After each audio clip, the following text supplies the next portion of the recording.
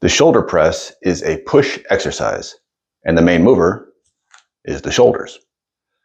We can do this either standing or seated, using dumbbells, kettlebells, a band, or even a broomstick. I'll start with the dumbbells. For the setup, you're going to sit in that good tall posture. This goes for standing as well. Good tall posture. Chest up, shoulders back. Breathe that belly in. Tuck that chin. With the weights, I'm going to put them right here about shoulder height.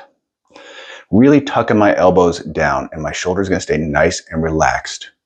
Don't be all scrunched up here. Don't let those traps join the party. Knock them down.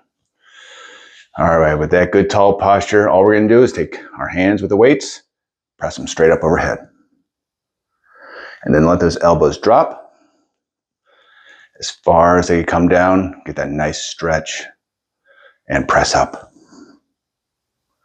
For breathing, we're inhaling as we come down and exhaling as we press up.